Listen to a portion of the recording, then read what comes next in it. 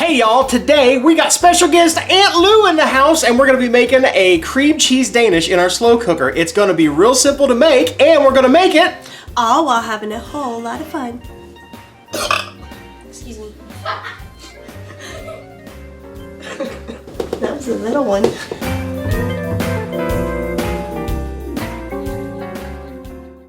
Hi, welcome back to another edition of Cooking Chris's Dishes with the good old boy and Aunt Lou. And today we're making another dish straight from recipes.crock.com, which is my beautiful wife's cook-a-vlog.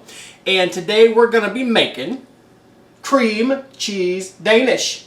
That is correct. All right, hang on, hold up. And today we're going to be making, oh my gosh. Pow! It's a surprise! I don't know what happened there. Well, the pressure was just too much. It cracked. No! So a cream cheese Danish, it needs the following ingredients. 2 things that'll scare the crap out of you. If you don't open them whenever... They'll eventually open on their own. Yeah. 2 little tubes, this is a tube.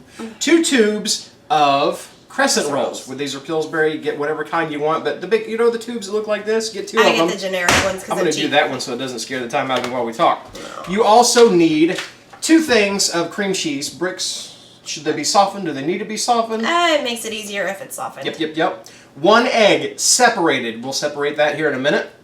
You need 3/4 cup of sugar plus some left over at the end of when you put things together, and then you also... If you remember. I'll show you that in a minute. I kind of forgot. But you also need a teaspoon of vanilla. That's Mexican vanilla extract we got from Penzi's. Good stuff. And the first thing that we need to do is... They won't pop no more. I'm good. I am going to grease the bottom of my pan of my slow cooker. I'm just going to take a stick of butter and go along the bottom of it. And this is a non-stick slow cooker, so I'm not really too worried about this stuff sticking to it. But when you put bottom on the butter on the bottom of it, it's going to give it a little more flavor. It's going to kind of crisp it up a little bit too, you know. So and that way, you know, just takes that extra step to make sure that whenever you're pulling out your Danish, that it stays it's going to come in one piece instead of staying on the bottom, because that would be really sad. Set this over here. I will. Well, my thinners. And now. Oh! Before we get started in this, yes? You have to explain our eyewear. Chris is upstairs doing meetings right now, and Aunt Lou's helping me in the kitchen, and nobody's here to tell us we got googly eyes. Don't tell. Don't tell them. Did the door just open? I think it did. Oh no. Stay up there! We're taping! Don't come down! Okay, so now what I want to do is I want to take one of the tubes of crescent rolls. I said stay up there! You're supposed to be in meetings right now. We're caught! Alright, so I'm going to take one of my tubes of dough. If I can get it separated there. We go just like that. And his problem right there, like how it was kind of smushy, in the recipe I note that you want to leave them in the fridge as long as you can, like until right before you use it, because it just makes them more firm, and it makes it easier to handle whenever you're trying to press it in and lay it out and everything. But with us having to set up for taping, you know, they just had to be out a little bit longer. And I left them out there for a little bit, but we'll be all right. It went in there pretty good. One of these days, he will learn to listen to me. What? That's also what the butter is also there for, so that when you go to kind of mess with it a little bit, it's not going to stick to the bottom of your pan. I'm going to pinch all those seams shut so that all the goodness stays in on the top, just like that. We're good. All right, now it's your turn. What are you going to do? You're going to take your 2 bricks of cream cheese and put them in the mixer. And with these being softened up, then that makes it so it'll just help it all to mesh together really easily. So then you want an egg yolk, and so we're going to use our egg white later. So I'm going to put it in the bowl.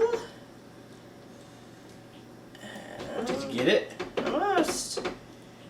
You can do it! Yay! Egg yolk. And wash my hands. And while she's washing her hands, 3/4 cup of sugar right in the thing. And then 1 teaspoon of vanilla. Now, I'm not going to dirty a teaspoon. I know just about what a teaspoon looks like. It looks about like that. But I like vanilla, so I'm going to put a little more in. Yes. And that is all the ingredients. So then what you want to do is cream this up. Make lots of noise in your kitchen. Ooh, maybe a little lighter. And just get it all mixed up where you can actually manipulate it.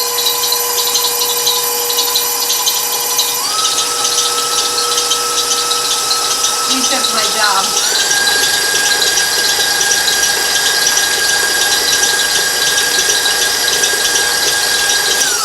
Now, from previous experience, I know that I should clean the beater off Prior to. and then do it one more time just to get anything that got stuck on the inside of the beater out. Because you want it to be pretty even. Mm-hmm. So I'm going to do that one more time.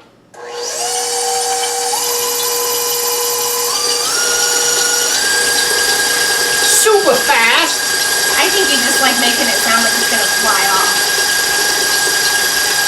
And that's it. Back that down. Oh shoot! Oh, Mikey! Careful! Maybe I should let the adults play with the stuff because that almost took my hand off. Oh my goodness. Here, give me that. Stay away from it. It's okay. We have insurance. Alright, so Aunt Lou's going to clean off the beaters. And like I said, you want to make sure and save your egg whites because we'll need that for the top of our crescent rolls that go on there.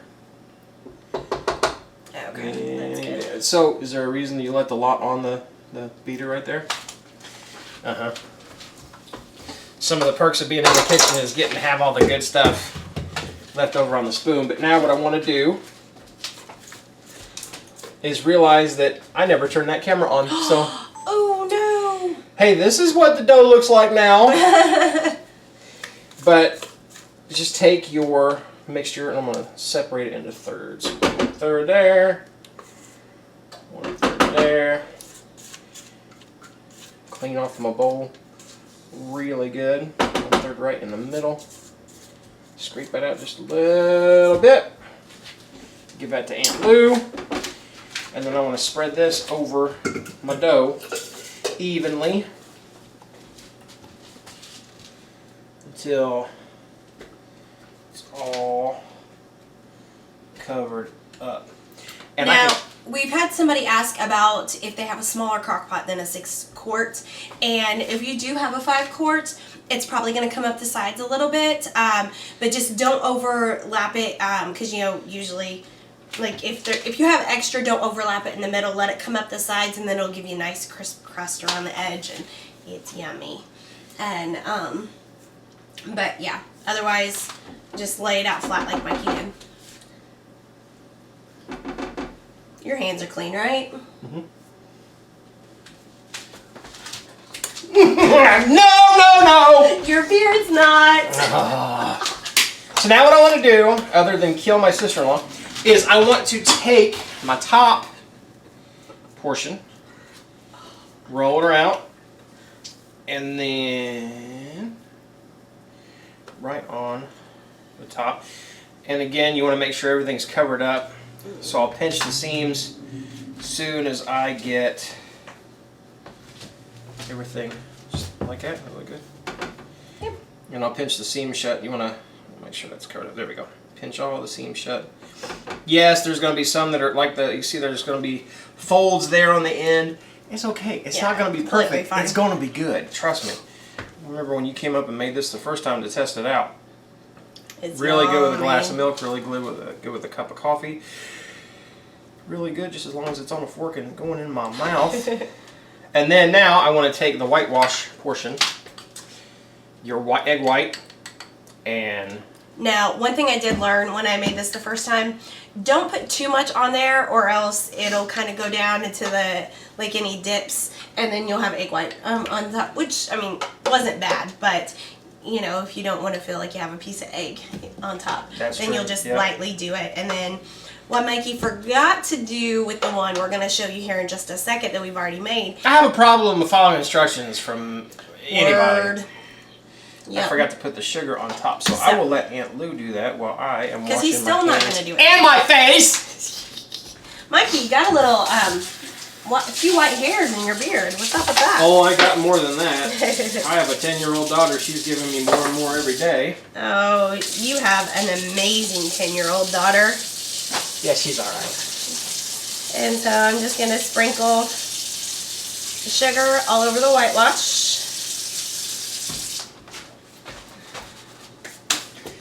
And then, last step is you want to take paper towels. Here's my lid. Take paper towels and put over the top. And do you remember why we do this? Yeah. Silly question. Pop quiz. You put them under there to catch the condensation. And if, as you see, Mikey is putting it on there tight, and then he's making sure that the paper towel stays up, because whenever the condensation comes onto it, if you have any kind of slack in that paper towel, it can droop down, and if you're doing this with a cake or a bread or a pastry, it can droop down and touch it, which affects how it cooks up. And so you want it to be nice and yummy and pretty. Set it on high for about an hour and a half. Yeah, I've got that plugged in. Watch that. Don't take the wall with you, Lou. Now, I will tell you, you'll want to watch it the first time, because I knew from the time I made it before, this Ninja, hour and 20 minutes, bam, it's perfect. And so whenever... With sugar on top or not. Whenever we turn this on, I told the Amazon Echo to set a timer for an hour and 20 minutes. It went off. I came over and looked, and absolute perfection yet again. So so just figure out what is the perfect timing. You know, is it an hour? Is it an hour and a half? Is it an hour and 15? And just repeat, because it's awesome. Anyway, so now what I want to do is take off the lid carefully. Take it off, because you want to make sure that moisture doesn't go into your stuff. So You smell that? good. That smells so I good. know. That vanilla. Yummy, yummy, That yummy. vanilla smell, of course, and then anytime you bake any kind of a crescent roll dough, it's got that buttery smell to it, and that is perfect. That is without sugar, which I'm okay with if you want to lessen the sugar. Some kind of excuse to say, hey, this is health food. There you go. But look at that.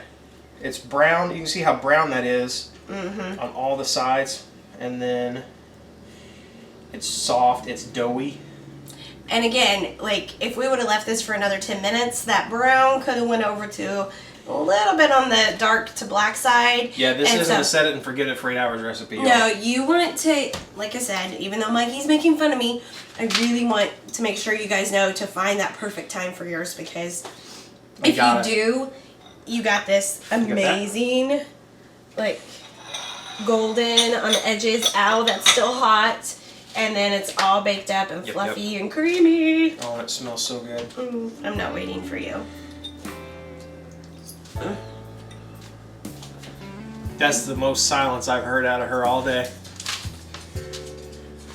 And then the best part is, when you take that lid off and the steam comes out of that, it goes all through the house. And then some people show up in the kitchen mysteriously like a little princess named Addie. Hello.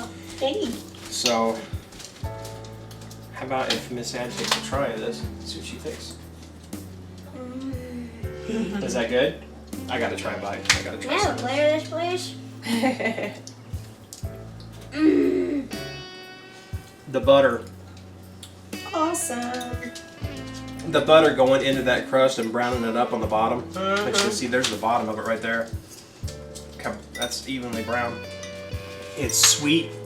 Again, it's doughy. It's got that crescent roll consistency. That how it feels in your mouth is just really good. It's just flaky yet. Flaky, there you go. Flaky and sweet and warm. Again, great with a cup of coffee. Great with a great big glass of milk. Oh yeah. And it's great to have with family. So we want to thank y'all for watching another edition of Cooking Chris's Dishes. If you like what you saw right down in here, Well, that's our kitchen counter. But right down below in the video, you see a little button that says subscribe. We ask that you do and become a member of the Crock Posse. Also, give us a like on this video. Let us know, what would you drink with it? Are you a coffee kind of person? Maybe you're somebody from across the pond watching and you like to have this with a cup of tea. Ooh. Or like me, a great big glass of milk. That's What my about you? choice. Milk. Milk. Milk for all three of us. That's right. We like the moo juice. And also come back and watch us anytime. We're going to be here on YouTube's for a very, very long time, giving more recipes from recipesthecrock.com as well as goodnessgracious.com. We love y'all and we'll see y'all later. Everybody say bye. Bye. Y'all keep watching and we'll keep cooking. And today we're going to be making... You ever made one of those? A couple days ago. I did, but I didn't have the ingredients. I ran out of... All right.